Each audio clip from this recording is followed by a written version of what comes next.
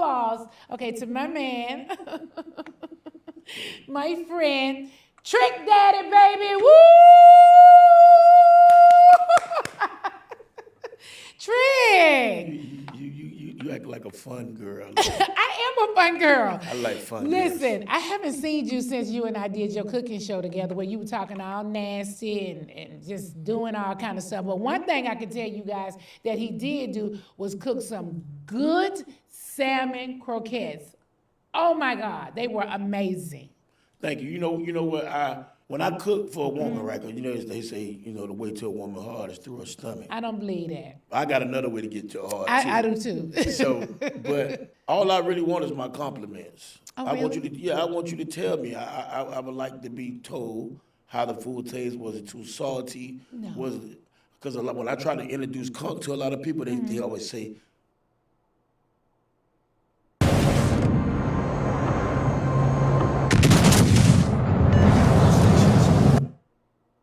it's the texture thing. I don't get that because you can make cook any type of way, and I can stew it and cook it real slow and make it real tender, and then it don't have a texture then. So Well, I'll be very honest with you. I thought you cooked really well. It was amazing. I thought you was talking too much over the food. Next time, stop talking so much over the food. Like, I hate people that do that. You just running your mouth and running your mouth and running your mouth. I was like, boys, like, shut up. Like, you can't be talking like that. the part of my cooking show is me really conversating with the people. Yeah, but you can't conversate. If I was coming over your house for a date, you mean to tell me you gonna talk over the food the whole time you cooking it? Okay, so if you came to my house for the date, by the time you get there, the food already be done. And so I don't even know if you talked over it or not, huh? Right. So when you get through eating, you gonna have the itis and you gonna want to lay down, or you gonna And want you a then what drink. else gonna happen after that? Ain't no telling. I don't go. I know you don't.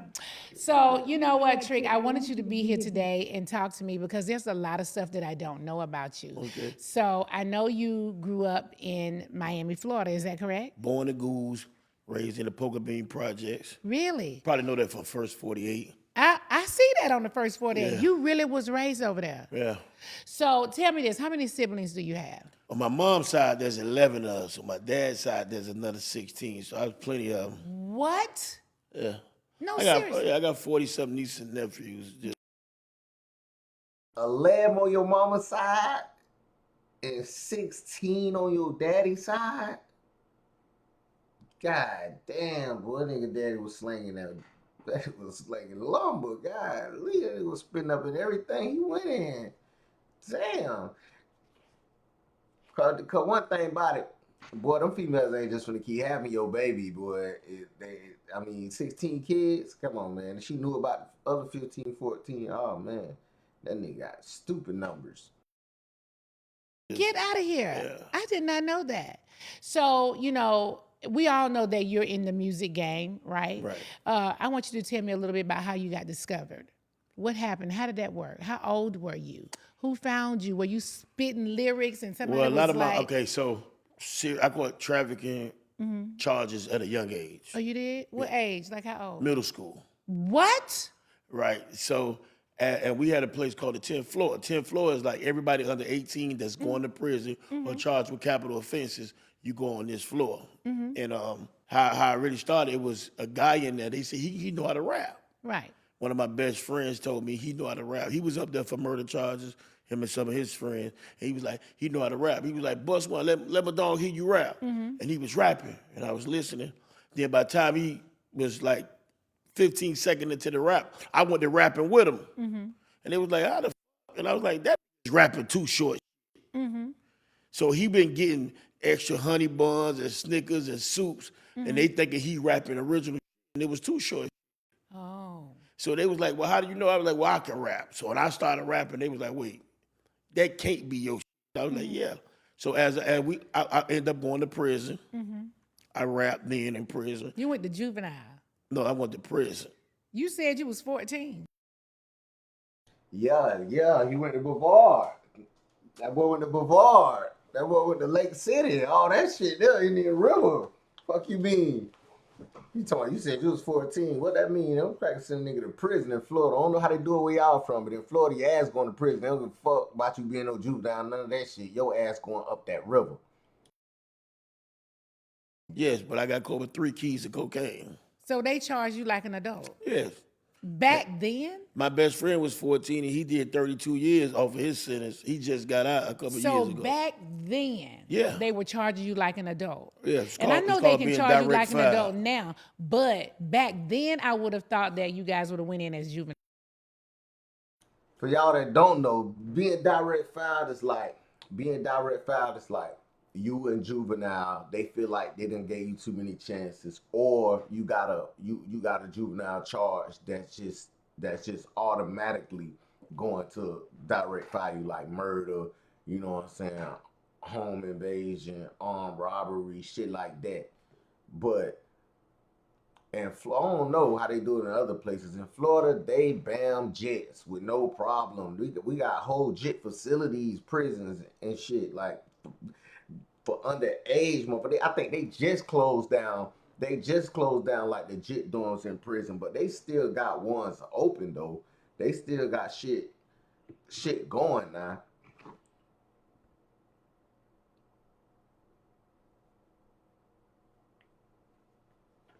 Yo. All right.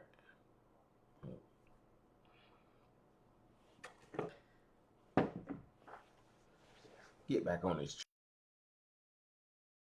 I just seen a special where a man in Louisiana caught a charge, an attempted rape charge in the 70s. And what he got? He just getting out.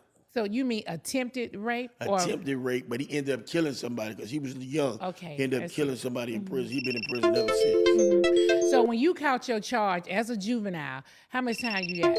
4 years. 4? Okay, that was an adult charge? They bind you over. It's called direct file. Where they bind you over. They sentence you under the Youthful Offenders Act, and they bind you over. So you got 4 years, you did every day to the door. No, I got out on March 17th of 92. And I You violated probation on March 17th of 92. Hey, don't nobody, boy, I'm telling you, boy, don't nobody forget that date, boy. They got out that bitch, boy. That boy can say, I got out March 17, 1992. Bitch, boy, don't nobody forget that date. Bitch, man, shit. Motherfucker, that shit like being born again, nigga. That shit like a birthday to a nigga. 92. You like, wait a minute now. You violated the same day you got out. Now what you do that for? Dumb, young, dumb. You were what, 16, 17? At that time, I was 16. 16. You violated, and then what that happened? What happened then? I went on a run for a little while. Then my brother was like, "Nah, you can't do this," because my brother was street. So they like, "Well, you hot. Like you can't do this because we might be in here doing some shit, and they come looking for you. Right. You got to turn yourself in." He convinced me to turn myself in. I turned myself in. I went back to prison For how long? for 30 months. Dang. You just doing all this time while you young. I think that was a blessing because a lot of friends had died by then. A lot of them had caught life sentences. Right. A lot of them was on death row. And you know, the Lord worked in mysterious ways. And I think Yeah. that was a blessing in disguise. That's why when people ask me if I had it all to do it over again, would I? I'm like, no, I'm not doing nothing over because I done already did my suffering. I don't want to suffer again. Right. You know? So listen, when that happened, okay, let's fast forward a little bit. I just want to know, how did you get in the game? Were you doing something and you met somebody? Okay, so it started off, I was riding with a friend. He stopped at the phone booth. I'm like, why you keep stopping at these phone booths? The second phone booth he stopped at, as soon as I asked him that, Jump Out rushed us. Went in the glove compartment, found a couple ounces of crack cooked up. And I'm looking like, man, I don't believe this, man. You finna get in trouble again. Being it wasn't my car, being that they was already watching him. Right. And we had a young in the back seat with us at the time who was 15. Oh, Lord. So at this time, I'm 20 going on 21. I'd have been in prison twice. I'm like, man, so he's trying to tell my little young partner, hey, you take the charge and you ain't gonna get a lot of time. I'm like, I'm telling that nigga, man, you better not take no motherfucking charge. Just shut up. Right.